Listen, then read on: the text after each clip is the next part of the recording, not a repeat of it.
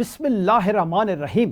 السلام علیکم ناظرین، میں ہوں جی ایم جمالی اور آپ دیکھ رہے ہیں ڈیجیٹل کے سب سے بڑے چینل نیوز پاکستان کا پروگرام اے ٹو زی۔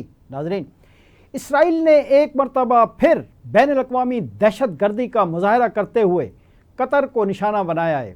گزشتہ روز اسرائیل نے قطر کے دارالحکومت دوحہ پر فضائی حملہ کر دیا۔ دوحہ میں حماس کے رہنماؤں کی رہائش گاہوں کو نشانہ بنایا گیا۔ قطری دارالحکومت دھماکوں سے گونج اٹھا جبکہ آسمان پر دھوئیں کے بادل چھا گئے۔ حملے کے وقت حماس کے چیف مذاکرات کار خلیل الحیا، خالد مشعل اور دیگر مرکزی رہنما امریکہ کی جانب سے پیش کی گئی جنگ بندی تجویز پر غور کے لیے ملاقات کر رہے تھے۔ حماس کا کہنا ہے کہ حملے میں خلیل الحیا کا بیٹا، 3 محافظ اور 1 معاون سمیت 6 افراد شہید ہو گئے، جبکہ مرکزی رہنما محفوظ رہے ہیں اور دشمن اپنے عزائم میں ناکام رہا۔ قطر نے کہا ہے کہ حملے میں ان کا ایک سیکورٹی آفیسر بھی شہید اور متعدد زخمی ہوئے ہیں۔ اسرائیل نے حملے کی ذمہ داری قبول کرتے ہوئے کہا ہے کہ انہوں نے امن مذاکرات میں شریک حماس کے مرکزی رہنماؤں کو نشانہ بنایا ہے۔ اسرائیلی وزیر اعظم نیتن یاہو نے کہا ہے کہ یہ حملہ یروشلم پر حملے کا جواب تھا۔ امریکہ نے کہا کہ انہوں نے حملے سے قبل دوحہ کو آگاہ کر دیا تھا، تاہم قطری وزارت خارجہ کے ترجمان نے اس کی تردید کرتے ہوئے کہا ہے کہ جس وقت انہیں آگاہ کیا گیا اس وقت حملہ شروع ہو چکا تھا۔ وائٹ ہاؤس کی ترجمان نے کہا ہے کہ ٹرمپ اپنے اتحادی کی سرزمین پر حملے سے متفق نہیں تھے۔ قطری وزارت خارجہ کے ترجمان نے کہا ہے کہ یہ مجرمانہ حملہ تمام بین الاقوامی قوانین اور اصولوں کی کھلی خلاف ورزی اور قطری شہریوں اور قطر میں مقیم افراد کی سلامتی و تحفظ کے لیے ایک سنگین خطرہ ہے۔ انہوں نے اسے خطے کے لیے ایک اہم لمحہ قرار دیا۔ انہوں نے مزید کہا کہ قطر بلا خوف و خطر ثالثی کا کردار ادا کرتا رہے گا۔ وائٹ ہاؤس نے اسرائیل کے حملوں سے خود کو الگ کرتے ہوئے صدر ڈونلڈ ٹرمپ کے اتحادی قطر کے لیے حمایت کا اعادہ کیا، جبکہ اس بات کی تصدیق کرنے سے انکار کر دیا کہ آیا اسرائیل نے اپنے حملے سے قبل واشنگٹن کو آگاہ کیا تھا۔ امریکی صدر ڈونلڈ ٹرمپ نے غیر معمولی طور پر اسرائیل پر برہمی کا اظہار کیا ہے۔ وائٹ ہاؤس نے کہا ہے کہ صدر ڈونلڈ ٹرمپ اسرائیل کے اپنے اتحادی کی سرزمین پر فوجی کارروائی کے فیصلے سے متفق نہیں تھے اور انہوں نے حملے سے قبل قطر کو پیشگی خبردار کر دیا تھا۔ عالمی برادری نے حملے پر شدید رد عمل کا اظہار کرتے ہوئے اسے مجرمانہ اقدام قرار دیا ہے۔ سعودی عرب، ترکیہ، چین، جرمنی، برطانیہ، فرانس، پاکستان، ایران، متحدہ عرب امارات، مصر، کویت، اردن، عراق، مراکش، شام، یمن، الجزائر، لبنان، عمان، فلسطینی اتھارٹی، اقوام متحدہ کے سربراہ انتونیو گوتریس، خلیج تعاون کونسل، اسلامک جہاد و دیگر ممالک اور تنظیموں نے حملے کی شدید الفاظ میں مذمت کرتے ہوئے قطر کے ساتھ یکجہتی کا اظہار کیا ہے۔ پاکستانی وزیر اعظم شہباز شریف نے قطری امیر کو فون کر کے اسرائیلی حملوں کی مذمت کی، قیمتی جانوں کے ضیاع پر افسوس کا اظہار کیا اور کہا کہ پاکستان چٹان کی طرح قطری عوام کے ساتھ کھڑا ہے۔ برطانیہ، فرانس اور جرمنی نے کہا ہے کہ اس جنگ کو خطے میں مزید پھیلنے کی اجازت نہیں دینا چاہیے۔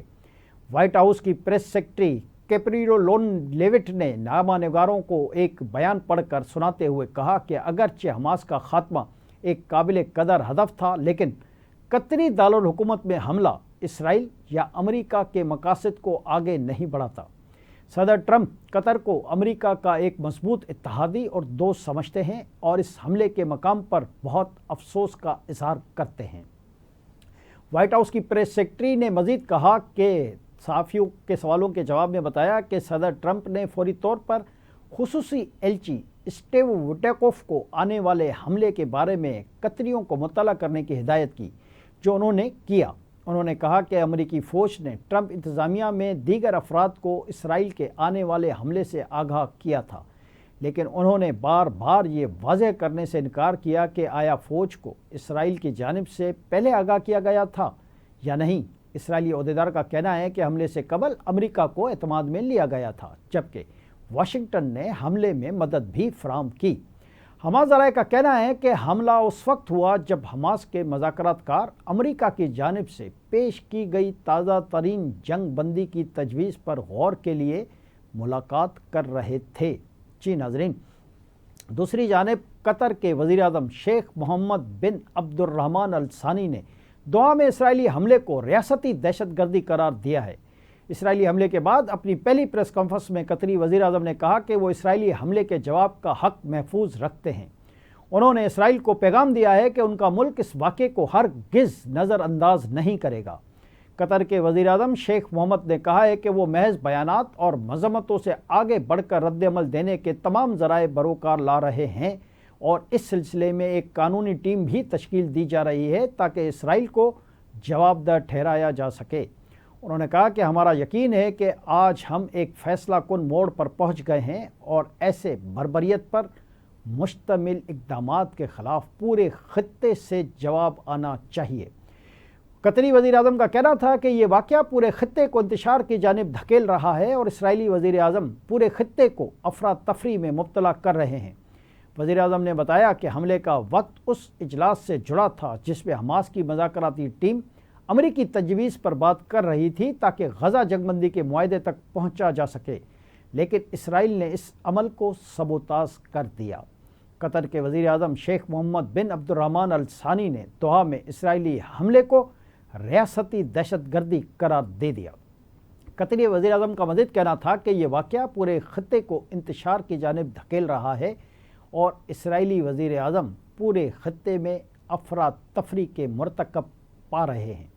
وزیر اعظم نے بتایا کہ خطے کا وقت اس اجلاس سے جڑا تھا جس میں حماس کی ٹیم نے بات چیت کو آگے بڑھانا تھا، لیکن اسرائیل نے سب کچھ تہس نہس کر دیا۔ ادھر سعودی ولی عہد محمد بن سلمان نے قطر پر اسرائیل کے فضائی حملوں کی سختی سے مذمت کی ہے۔ سعودی میڈیا کے مطابق سعودی ولی عہد محمد بن سلمان نے قطر کے امیر شیخ تمیم بن حمد ال ثانی سے ٹیلی فون پر رابطہ کیا ہے۔ سعودی میڈیا رپورٹ میں کہا گیا ہے کہ سعودی عرب نے منگل کو قطر پر حملوں کو اسرائیل کی ظالمانہ جارحیت قرار دیا ہے۔ سعودی ولی عہد نے تمام صلاحیتوں کے ساتھ قطر کی مکمل حمایت کے عزم کا اظہار کیا ہے۔ جی ناظرین، دریں اثنا قطر پر اسرائیلی حملے کے بعد عالمی منڈی میں تیل کی قیمتوں میں اضافہ ہو گیا۔ WTI خام تیل کی قیمت 0.6% اضافے کے بعد فی بیرل $62.63 ہو گئی ہے۔ اسی طرح برنٹ خام تیل کی قیمت میں بھی 0.6% اضافہ ہوا اور فی بیرل قیمت $66.39 ہو گئی۔ اسرائیلی حملے کے بعد خطے کی صورتحال بہت تیزی سے تبدیل ہو رہی ہے اور اسرائیل کے خلاف تمام اسرائیلی ممالک کے ایک پلیٹ فارم پر جمع ہونے کے امکانات پیدا ہو گئے ہیں۔ پاکستان بھی صورتحال کو بہت باریک بینی سے دیکھ رہا ہے۔ دوسری طرف ذرائع سے خبر ہے کہ تمام مسلم ممالک کی طرف سے اسرائیل کو لگام دینے کے حوالے سے حکمت عملی تیار کرنے پر غور کیا جا رہا ہے۔